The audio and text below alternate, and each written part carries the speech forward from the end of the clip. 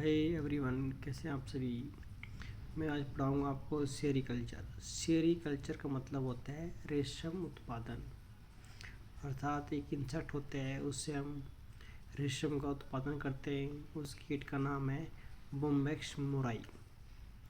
ध्यान रखें, इसका क्या फ़ायदे हैं, सेरीकल्चर के क्या बेनिफिट्स हैं। हाई मार्केट वैल्यू होते हैं, जो लग्जरी गुड्स होते हैं, जो लग्जरी वस्तु होती है, इसमें काम आते हैं, रोज़गार मिलते हैं और सस्टेनेबल फार्मिंग ऑप्शन है। टाइप ऑफ सिल्क, मेनली 4 तरह के इंसेक्ट होते हैं। मलबेरी सिल्क जो बोम्बैक्स मोराई से होता है, जो फीड करता है मलबेरी लीव्स। टसर सिल्क जो ओक के पौधे को फीड करता है, टसर। इरी सिल्क जो कैस्टर प्लांट होता है उसके पत्ते को खाता है। मोगा सिल्क जो होता है वो असम में पाया जाता है। इसका जो गोल्डन कलर का होता है, इसका मोगा सिल्क की जो साड़ियाँ हैं काफ़ी फेमस है असम में। तो 4 स्पीसीज है, मलबेरी है, टसर है, इरी है, मोगा। इनका हिंदी और इंग्लिश सेम नाम है। इसके लिए कैसी कल्टीवेशन होती है। आइडियल कंडीशन जो होती है, जो वातावरण जो होता है वो 24 से 28 सेल्सियस होता है। जो मॉइस्चर है, जो ह्यूमिडिटी है वो 65 से 80% होना चाहिए। जो पीएच की बात करेंगे तो 6.5 से 7.5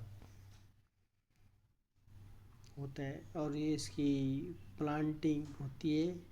सिल्क वर्म जो हम पालते हैं उसके लिए वेंटिलेशन प्रॉपर होना चाहिए, टेम्परेचर मेंटेन होना चाहिए, आर्द्रता भी मेंटेन हो जानी चाहिए और हाइजीनिक कंडीशन अर्थात साफ सफाई होना बहुत ज़रूरी है। जो सिल्क वर्म की जो लाइफ साइकिल है वो 4 स्टेज होती है इसकी। एग होता है, लार्वा होता है जिसे सिल्क वर्म कहते हैं, लार्वल स्टेज को ही हम सिल्क वर्म कहते हैं। प्यूपल स्टेज होती है जिसे हम जिसे कोकून बनता है। नेक्स्ट आता है अडल्ट, जिसे बाद में मोथ कहते हैं हम लोग। तो ये 4 स्टेज होती है, एग, लार्वा, प्यूपा, अडल्ट। जो ये फीडिंग होता है, फीडिंग शेड्यूल है इसका इस तरह होता है। क्लीननेस होता है, इसमें एक मॉनिटरिंग होती है। सिल्क हार्वेस्टिंग एंड प्रोसेसिंग, क्या प्रोसेस होता है ये आप देख लेना अगर आपने। सेरीकल्चर में जो पेस्ट डिजीज लगते हैं ये इम्पोर्टेंट हैं। पेब्राइन डिजीज लगती है इसमें, इम्पोर्टेंट क्वेश्चन है, ये आता है एग्ज़ाम में। ये पेब्राइन डिजीज लगती है इसमें सेरीकल्चर में। ग्रेसरी डिजीज लगती है, जो ग्रेसरी डिजीज कैसी है, एक वायरल डिजीज है। ये दोनों पेब्राइन ग्रेसरी ये इम्पोर्टेंट डिजीज़ है, एग्ज़ाम में आते हैं। जो एग्रीकल्चर एग्ज़ाम है या जो एग्रीकल्चर जीएस है, इन दोनों का बहुत इम्पोर्टेंट है।